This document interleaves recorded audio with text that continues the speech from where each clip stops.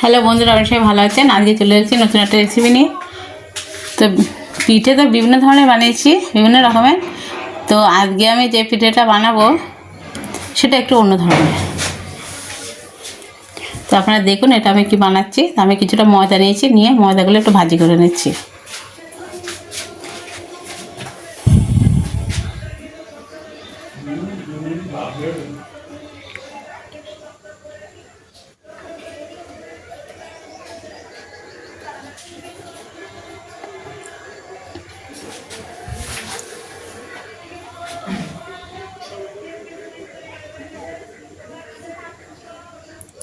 ময়দাটা একটু ভালো করে ভাজা করে নিতে হবে। ময়দাটা ভাজা হয়ে গেলে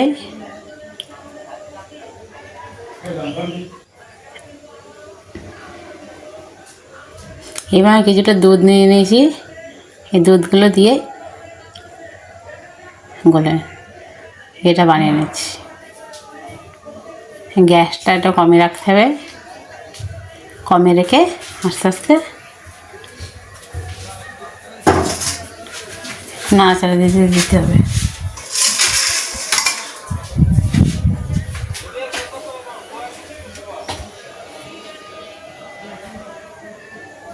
এবার দেখুন ডোটা সুন্দরভাবে হয়ে গেছে।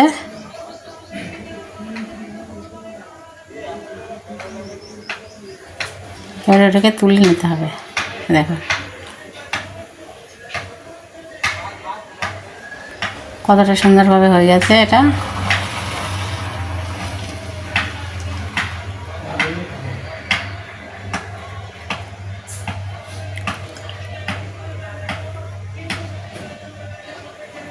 এবার এটাকে ঢেলে নেব।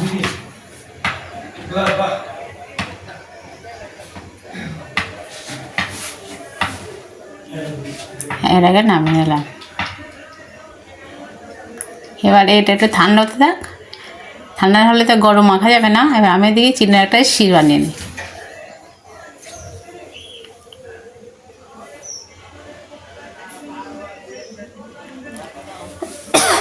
এটা একটু ঘন করেই বানাবো।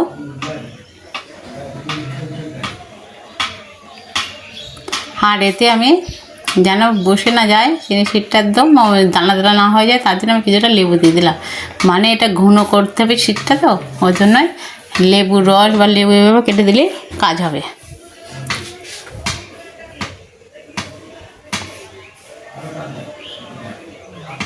তাই এটা একটু ঘন থাকবে, খুব বেশি পাতলা করবো না।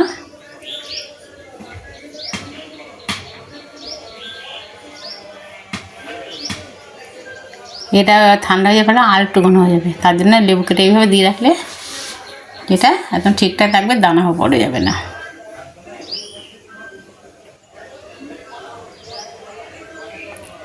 শিটটা রেখে এবার এটাকে এবার সুন্দর করে মেখে নেবো। হাতে একটুখানি আটা ময়দা লাগিয়ে নিয়েছি, নিয়ে এবার সুন্দর করে এটাকে মেখে নিতে হবে। যেভাবে আটা মাখা ওটা সুন্দর করে মেখে নিতে হবে।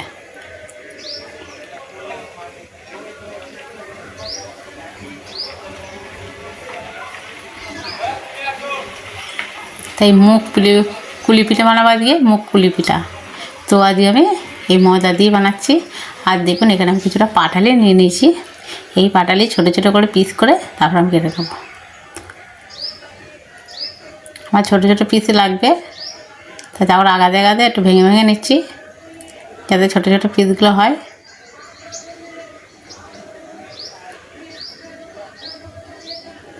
এই যে পিসগুলো ছোটো ছোটো পিস করে কেটে নিয়েছি, আর লাগবে না, এগুলো এবার হয়ে যাবে। এইবার আমি এখান থেকে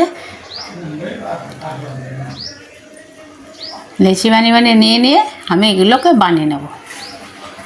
দেখুন কত সহজে এগুলো হয়ে যাবে, অনেক সহজেই কিন্তু একটা রেসিপি বানানো হয়ে যাবে আপনাদের। এতে নারকেলটার কিছুই লাগবে না, একটু দুধ পাটালি থাকলেই ঘরে এটা বানিয়ে দিতে পারবেন।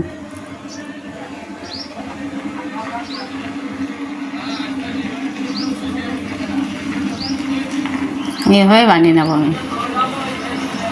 আবার এইভাবে চটকে নিয়ে তারপরে দুই মুখ একটু এইভাবে দিতে হবে করে।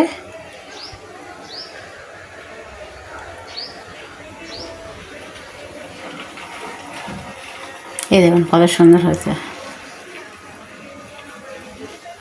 আর আটা বানিয়ে একইভাবে দেখিয়ে দিচ্ছি আপনাদেরকে। একটু ময়দায় হাত লাগিয়ে নিচ্ছি যেন হাতে লেগে না যায়, জড়িয়ে না যায়, সেই কারণের জন্যই।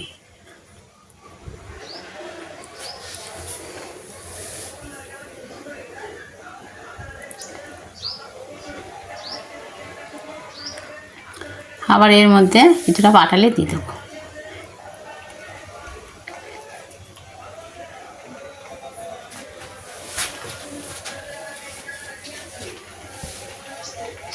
এটাকে দুধ দিয়ে সুন্দরভাবে এই দুটো বানিয়ে নিয়েছি।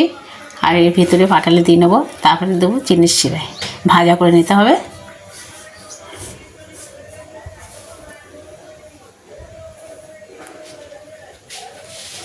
দেখুন এইগুলো তাহলে কীভাবে করছি আমি।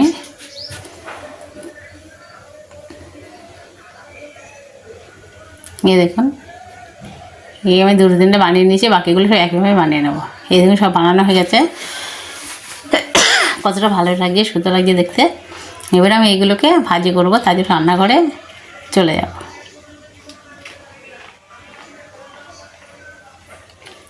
আর তাওয়ায় তেল বসিয়ে দিয়েছি, তেলটা বেশ ভালো সুন্দর করে গরম করে নিতে হবে। আর এবারে একে একে কিছুটা দিয়ে দিতে হবে, যতটা দেওয়ার মতন যায় দিয়ে ভাজা করে নিতে হবে।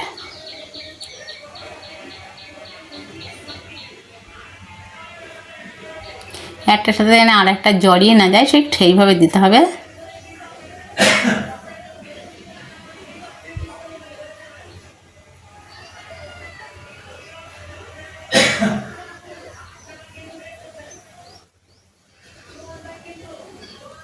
যেখানে আমি এখানে দিচ্ছি টেটে কড়াইটা ধরে নাড়াতে দিচ্ছি, যে কড়াই দেওয়া যায় সেই কড়াই দিয়ে দেবো। এই দেখুন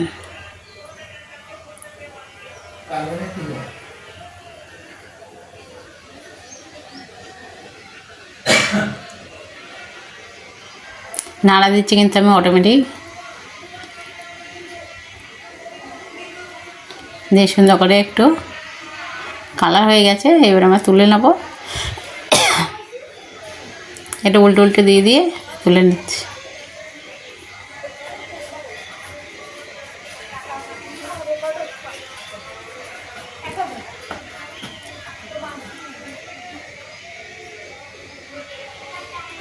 এইভাবে আমি তেল ঝারিয়ে তুলছি।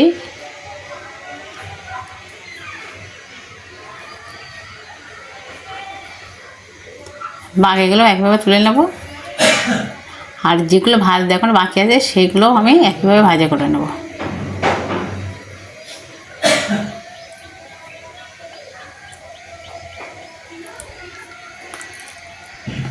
এইভাবে বানিয়ে একবার খেয়ে দেখুন কতটা সুন্দর লাগে খেতে, কতটা ভালো লাগে, কত সহজে বানানো যায় এই নতুন একটা রেসিপি।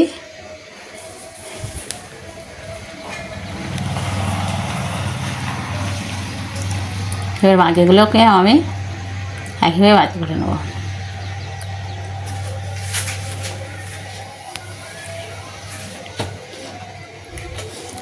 এগুলো একইভাবে দিয়ে দিচ্ছি।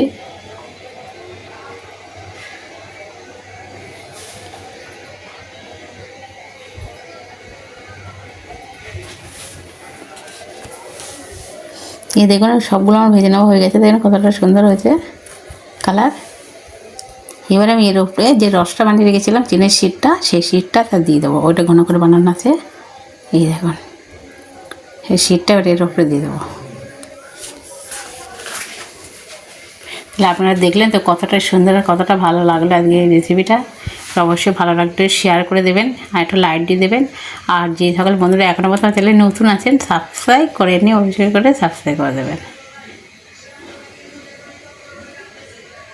দেখুন কতটা ভালো লাগছে দেখতে আর কতটা সুন্দর লাগছে। এভাবে একবার বানিয়ে খেয়ে দেখুন, যে খাবে সে বারবার জিজ্ঞাসা করবে যে কী দিয়ে বানিয়েছেন, কীভাবে বানিয়েছেন, এটা খেতে চাইবে।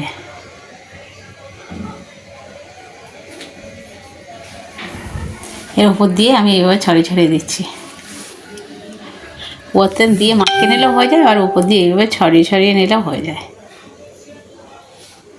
এই দেখুন আমার সব রস দেওয়া হয়ে গেছে শিরগুলো।